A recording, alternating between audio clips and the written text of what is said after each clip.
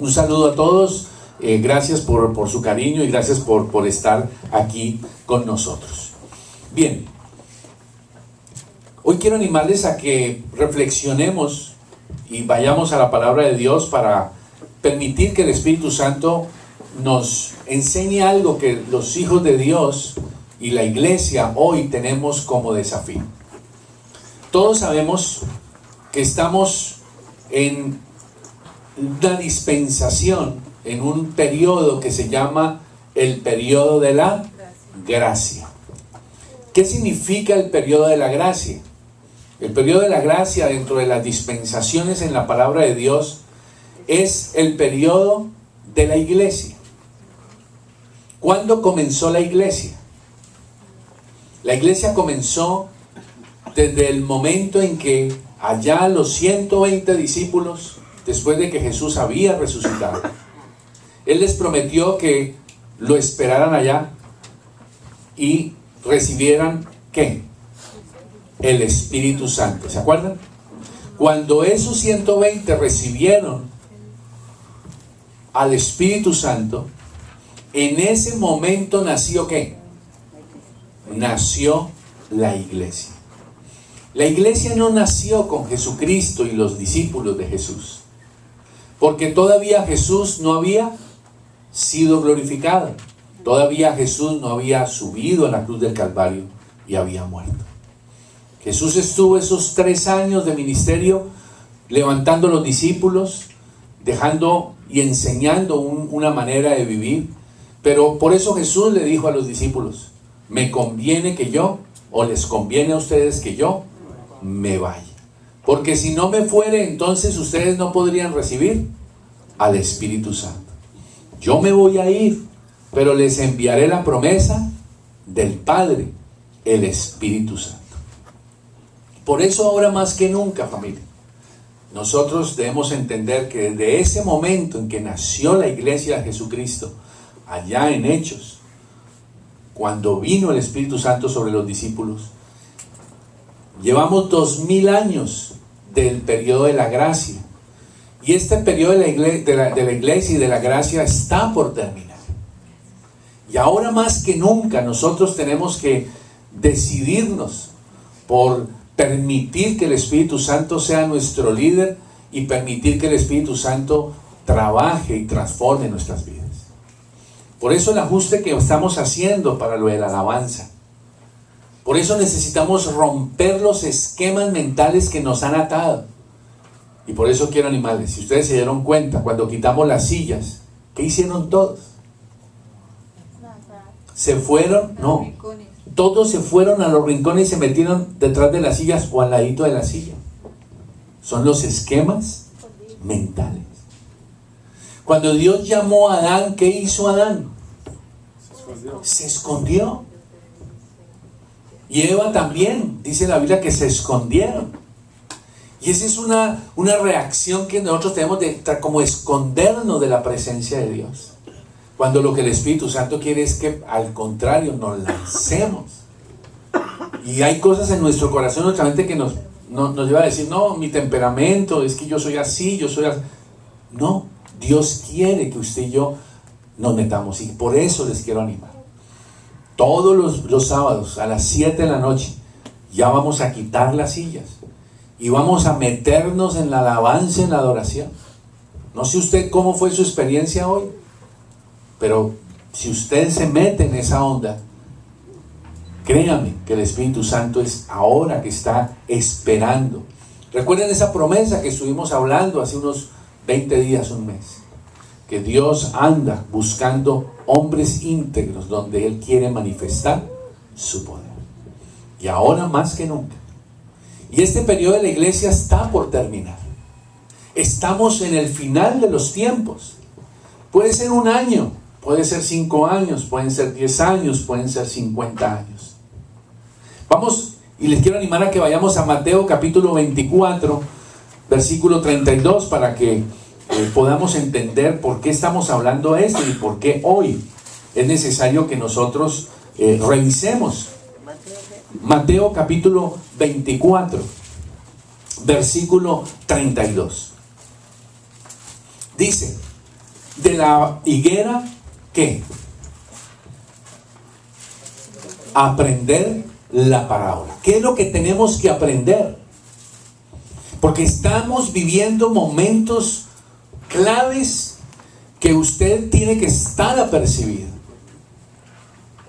Yo ruego al Espíritu Santo que en este momento estamos viviendo tiempos claves donde usted tiene que estar apercibido a ver la gloria de Dios. Porque el que esté distraído, el que no esté concentrado, el que no tenga en su corazón la decisión de estar consagrado y mirando lo que tiene que mirar, en estos tiempos peligrosos, muchos son los que serán engañados y van a quedar en el camino. Yo le quiero animar a que usted reaccione. No le estoy metiendo miedo, le estoy advirtiendo. Cuando uno va en la carretera y ve un aviso que dice curva cerrada, ese aviso no es para meterle a usted miedo.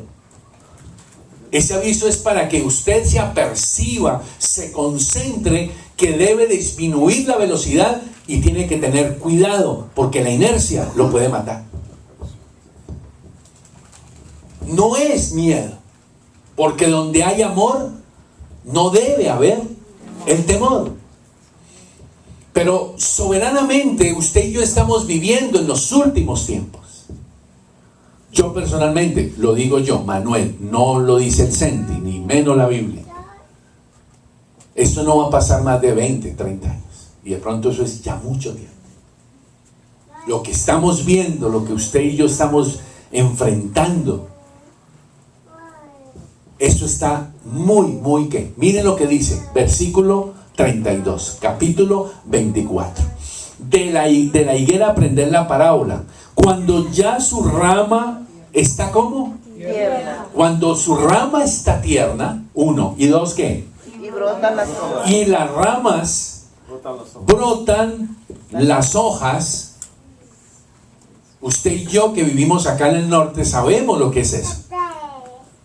Ahora en estos últimos días que hemos empezado a ver que el verano está cerca, pero ojalá que el verano esté cerca no para que usted se distraiga.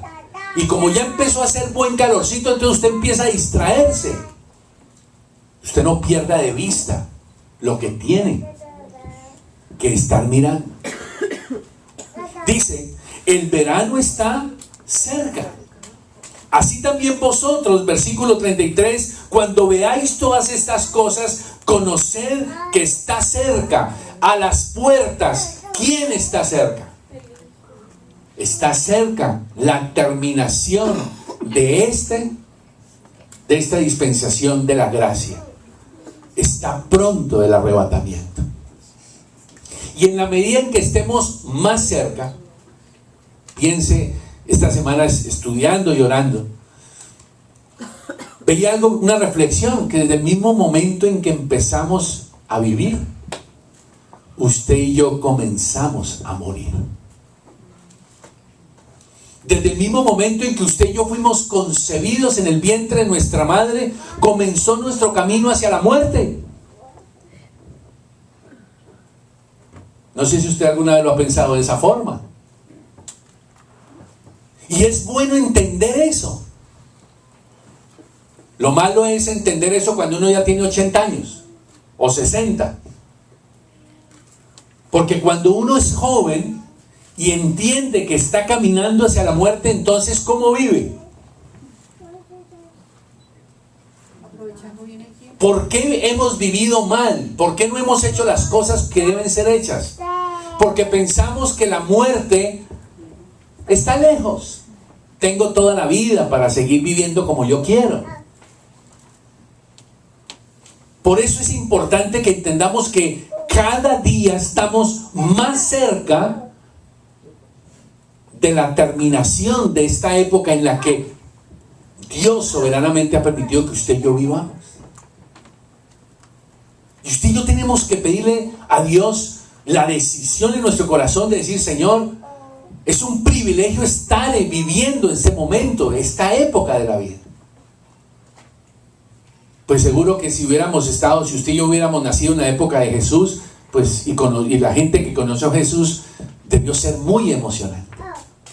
Pero Dios no se equivocó y permitió que usted y yo estuviéramos aquí en pleno siglo XXI. Y quiere que usted y yo en pleno siglo XXI reaccionemos como tenemos que reaccionar.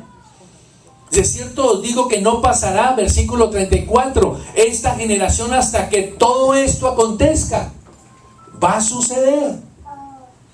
Y entonces, ¿qué es lo que tenemos, en qué perspectiva tenemos que ver esto? Si hablamos en términos de cine, esta época, estos últimos 2000 años, pero particularmente esta última época, el protagonista de toda esta época ha sido ¿quién? ¿Quién ha sido el protagonista? La iglesia, usted y yo. Y si hablamos en términos de cine, ¿quién es el productor y director de todo esto? El Espíritu Santo. Él está como un plan en su corazón. Y usted y yo somos los protagonistas porque hacemos parte de la iglesia de Cristo. Y usted y yo tenemos la oportunidad de decir, voy a ser parte de este guión. Voy a ser parte de este proyecto de Dios. Ya viene el fin. Y entonces, ya este periodo por terminar, debemos tomar en serio. Y usted y yo tenemos que vivir los últimos tiempos. Aquí lo hemos estado viendo. Vamos a Mateo capítulo 10, versículo 6. Para que hoy tomemos una de las cosas por las cuales es importante que usted y yo reaccionemos. Para que despertemos. Dice en el versículo 6. Bueno, leamos desde el 5 para entender mejor el 6. A estos 12 envió Jesús y les dio instrucciones diciendo: por camino de gentiles no vayáis, y en ciudades samaritanos no entréis. Dice, sino que, y antes. No está diciendo que no hay que ir a los gentiles, ni que no hay que ir donde los samaritanos, sino que aquí el Señor Jesús le está dando a ellos la instrucción de que vayan primero ¿a dónde? A las ovejas perdidas. Dice, a las ovejas perdidas. ¿De dónde? De la casa de Israel. De la casa de Israel. Fíjense que, pregunto, los primeros discípulos y los primeros cristianos, ¿qué eran? Judíos. ¿Quiénes son los gentiles? Los gentiles son los que no son judíos. Y aquí Jesús está diciendo, esperen, no vayan allá a los gentiles ni vayan a los samaritanos. Los samaritanos eran gente que siempre se consideró que no eran judíos. Les dijo, antes de eso, hay que ir ¿por quiénes? Por unas ovejas que están sin pastor, que están perdidas, y habla claramente que esas ovejas ¿quiénes son? La casa de Israel. O sea, ¿quién es esa casa hoy? No, señor. ¿Cuál es esa casa? El pueblo de Israel. Nosotros no, sino el pueblo de Israel. Ahora, en el plan de Dios, Dios quería conquistar y salvar al hombre a través de ¿quién? ¿Cuál fue el primer instrumento que Dios escogió? Israel. Toda la historia del Antiguo Testamento hasta el Nuevo Testamento, Dios siempre quiso que el pueblo de Israel fuera el instrumento para llevar salvación. ¿Qué fue lo que Dios le dijo a Abraham en Génesis capítulo 12? Vaya rápidamente y recuérdelo. Génesis capítulo 12, versículo 2. ¿Qué le dijo?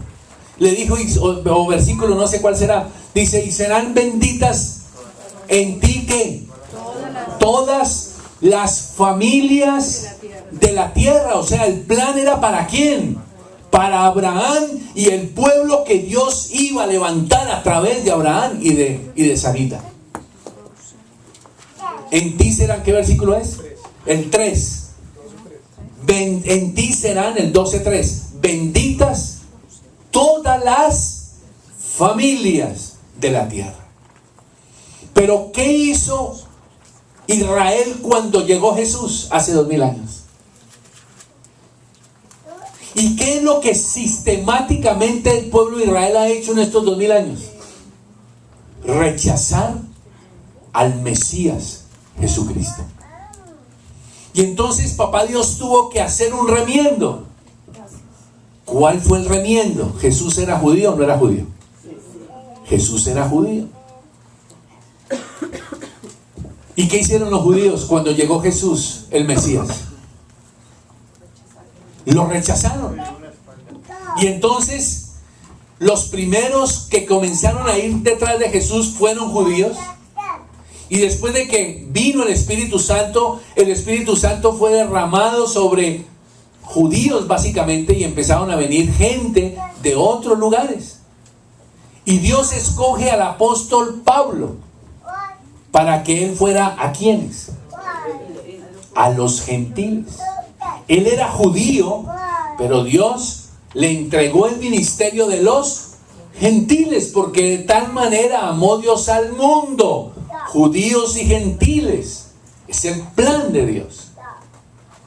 Y así como Dios ama a Israel y no se olvida del que no es israelita o no es judío, de la misma forma Dios ama a los gentiles, a usted y a mí, sin olvidarse de su pueblo Israel.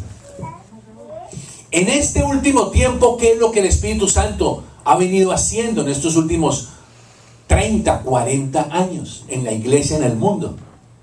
Ha venido despertando en la iglesia un amor por Israel.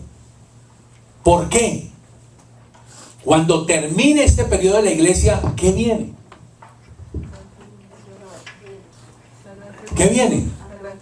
Viene el periodo de la gran tribulación, donde comenzará el gobierno del anticristo. Y usted y yo como cristianos no vamos a vivir esa época. Pero sí, ¿quién va a vivir esa época? El pueblo de Israel va a estar viviendo la gran tribulación. El mismo anticristo estará gobernando. ¿Y qué le va a pasar al pueblo de Israel? Entonces, como es lo que viene inminente, Dios, ¿qué está haciendo en su amor y en su cariño con los judíos? Está llevando a la iglesia a que reaccionemos y amemos, oremos, clamemos y vayamos a Israel a decirle a los judíos ¿qué?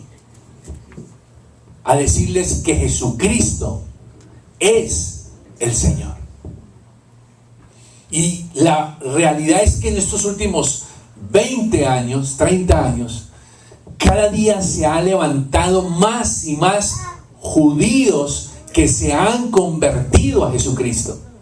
Y usted hoy encuentra iglesias mesiánicas. Son judíos convertidos a Jesús.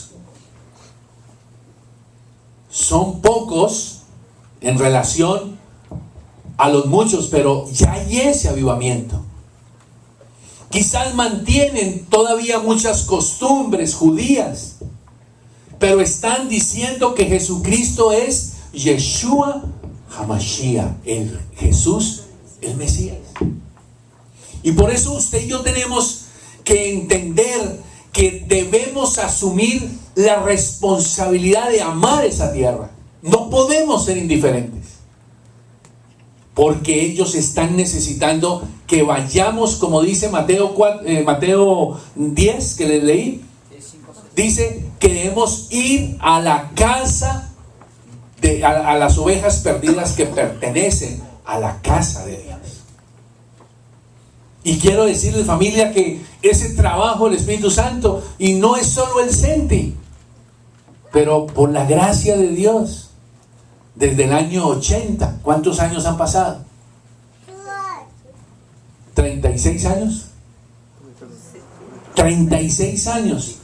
Nosotros en esta familia de la teoterapia llevamos viajando a Israel, invitando hombres y mujeres a ir, a orar, a clamar, a llorar, a tener un encuentro personal con Dios. Y para la gloria de Dios, Fuimos de los primeros dentro del ambiente cristiano que empezamos a ir a Israel. Por pura gracia, por dirección del Espíritu Santo. Hoy en día, muchas iglesias, varias iglesias en el ambiente evangélico están yendo ¿a dónde? A Israel. Y eso ha sido parte y fruto de lo que el Espíritu Santo está haciendo. Quiero que vayamos a Isaías capítulo 66 para que, con base en esto, yo le quiero animar a que usted entienda que esto del amor a Israel no es un plan para que usted vaya a Israel como un plan acá del Senti. No, yo no le estoy hablando del viaje a Israel. Yo le estoy hablando a usted de su amor y compromiso hacia esa tierra. Y fruto de eso, si usted quiere, puede tener la bendición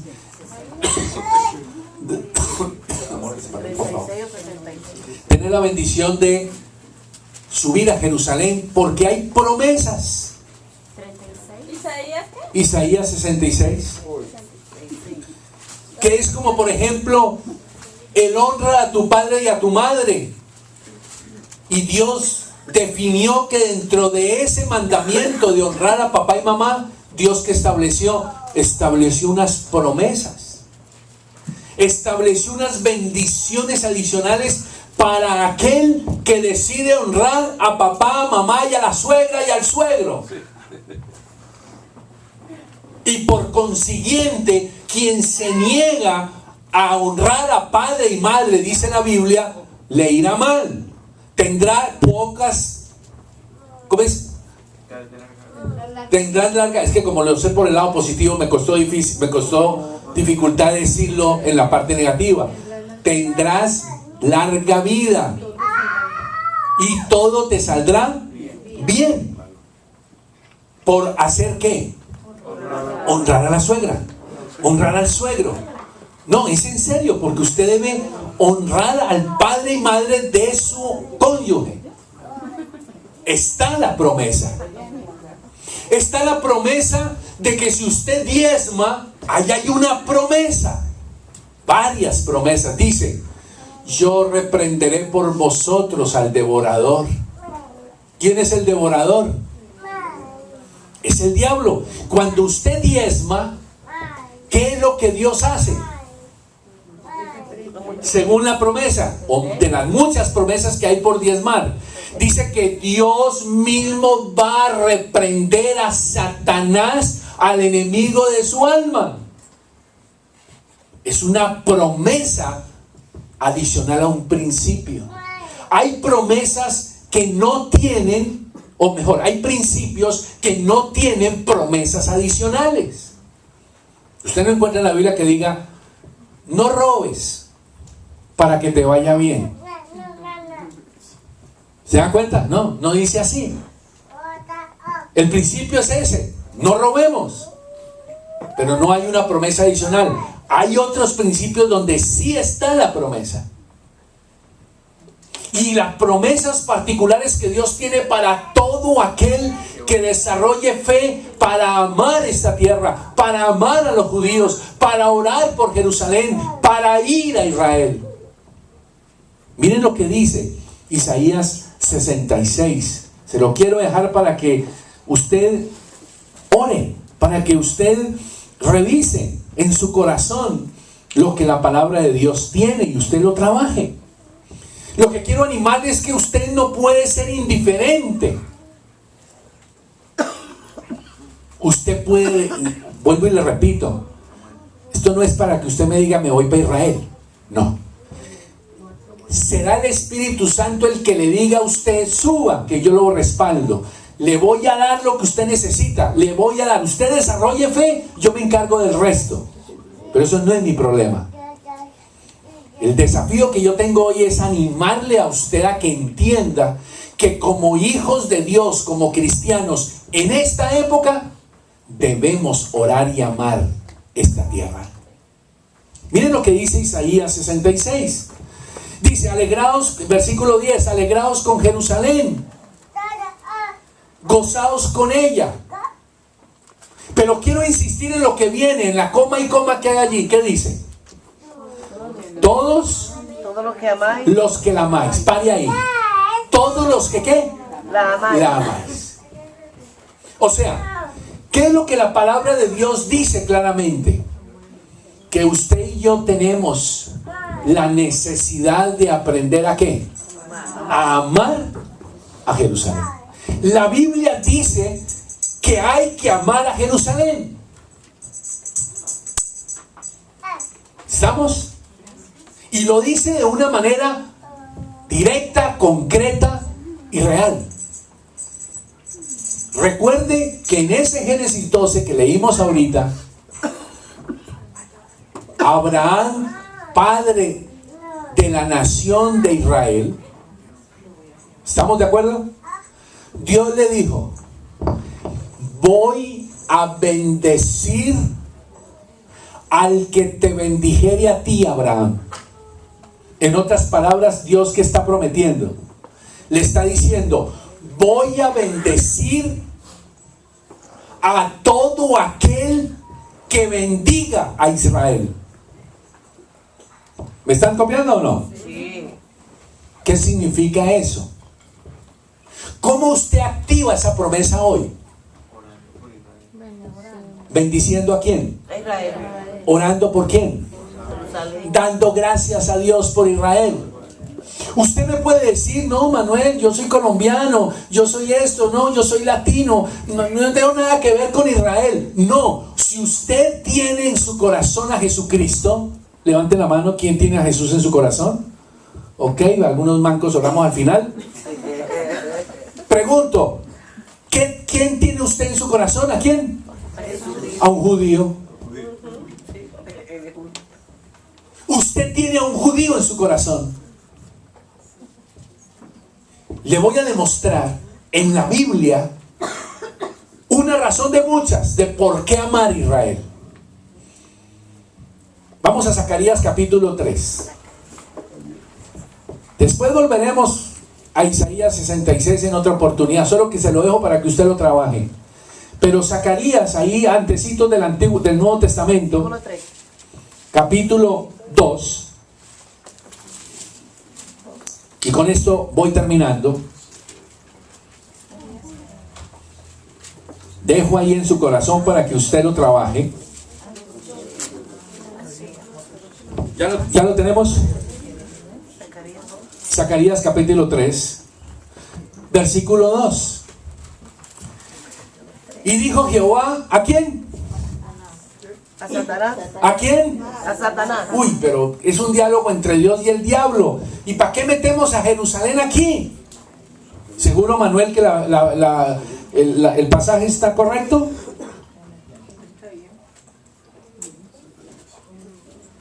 Un diálogo entre el papá Dios y ¿quién?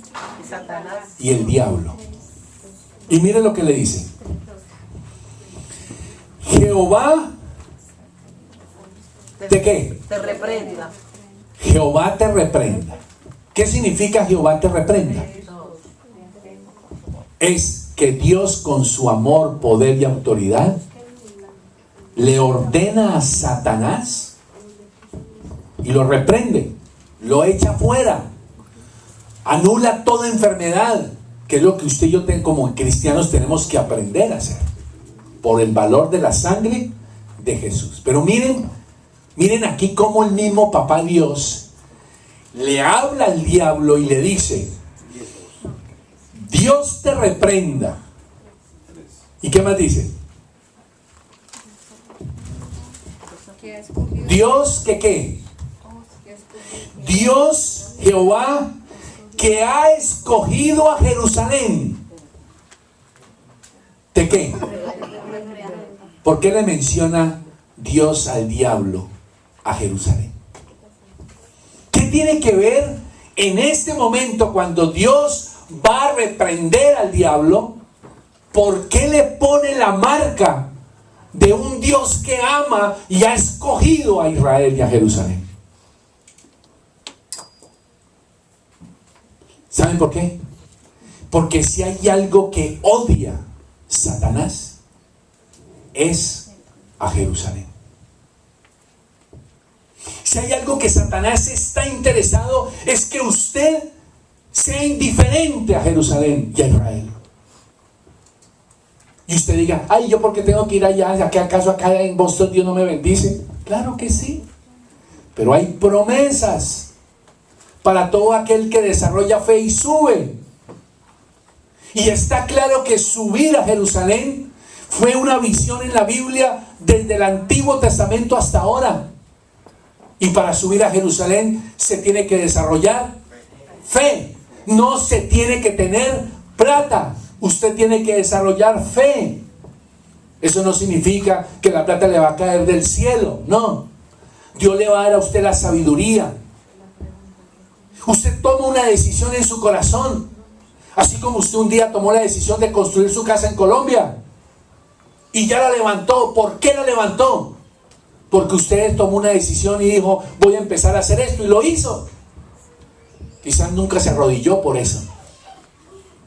Pero si usted se arrodilla y le cree a Dios, usted le da una prioridad. Dios va a hacer cosas tremendas, como dice ahí en Isaías 66, que no lo vamos a ver hoy. Le animo a que lo vea. Y miren lo tremendo. Y dijo, Jehová te reprenda, oh Satanás, Jehová que ha escogido a Jerusalén te reprenda. ¿Por qué el diablo odia a Jerusalén? Porque allí en Jerusalén Jesús derramó su sangre preciosa en la cruz del Calvario. Porque allá en Jerusalén Jesucristo venció a Satanás. Porque ahí en Jerusalén, cuando el anticristo, al final de los 7 años de la gran tribulación, allá mismo en Jerusalén, quiera acabar con el pueblo de Israel y destruirlo, dice la palabra de Dios que Jesús mismo, con usted y conmigo, ¿de dónde va a descender? Va a descender del cielo. ¿Y qué va a hacer con el anticristo? Lo va a vencer. Por eso Satanás le interesa que usted sea indiferente a Israel. Le quiero animar a que aprendamos a amar a Israel, a orar por esa tierra.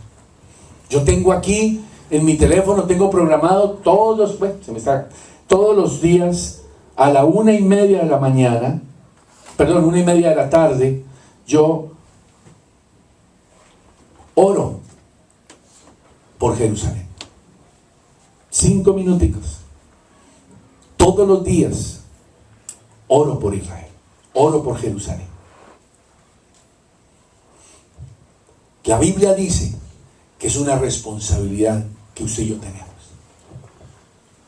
Ya si usted, fruto de ese amor, comienza a descubrir todas aquellas promesas preciosas que Dios tiene, ya es su decisión. Mamá murió de 82 años y Dios me dio la gracia de motivar a mi madre a ir a Jerusalén. Y Dios me dio la gracia de invertir dinero para que mamá fuera. Dios nos dio la gracia con anhelo de haberle pagado toda la peregrinación a mi suegro. Estando en vida, él fue a Jerusalén. Fue pagado por Analo y por mí. Usted sabe lo que cuesta eso, porque cuando usted paga para usted, uno dice, bueno, es para mí. Pero pues es que para pagarle a la suegra, pagarle al suegro, eso es prueba de amor. Y yo les quiero decir, lo que Dios ha hecho en nuestras vidas, por hechos como esos. No es que si usted no lo hace, Dios no lo ama. No. Es que con hechos de amor y de fe como esos, el cielo se abre y las cosas suceden de manera sobrenatural. Viviana es fruto de una oración en Jerusalén. Y todo eso tiene un sentido. Por eso yo le quiero animar a que usted decida en su corazón. Una vez al mes vamos a estar recordando y haciendo una reunión especial en honor y en función de la visión de amar Jerusalén. Ya usted decide si está dispuesto a empezar a dar pasos de fe. Como hizo Norita, de 50 pesitos en 50 pesitos.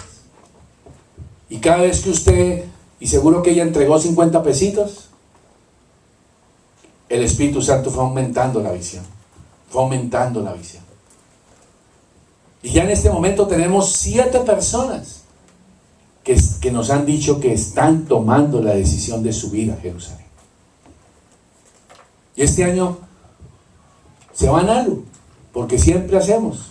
El año antepasado, o el año pasado fue que yo fui, ¿no? Ah, sí, fue el año pasado. Siempre nos vamos turnando. Un año uno, un año el otro. La oración de Analu es que podamos ir juntos. Pero creo que las circunstancias, el ministerio, todo lo que implica. Pero bueno, este año va a ir Analu. En el nombre de Jesús. Es el tiempo en que usted ore y levante su corazón. Por eso quiero animarles a que nos pongamos de pie y vamos a orar y vamos a terminar este tiempito pidiéndole al Espíritu Santo eso. Quizás es un momento oportuno para que podamos pedirle perdón a Dios por la indiferencia en nuestro corazón hacia Israel. Que le podamos pedir perdón a Dios porque quizás esta visión hace ver que usted es una persona que está lleno de miedo, de incredulidad, porque usted no es capaz de creer que Dios puede llevarlo a Jerusalén. El Dios de los cielos, piénselo. Yo le pregunto, si usted no puede creer que Dios lo puede llevar a Jerusalén, ¿cómo hace usted para creer que Dios le puede sanar a usted de un cáncer? Yo le pregunto, ¿qué se necesita? ¿Cuánta fe más se necesita en cuál de las dos cosas? ¿Entienden lo que le quiero decir? Así que vamos a ponernos de pie y vamos a orar, pidiéndole a Dios su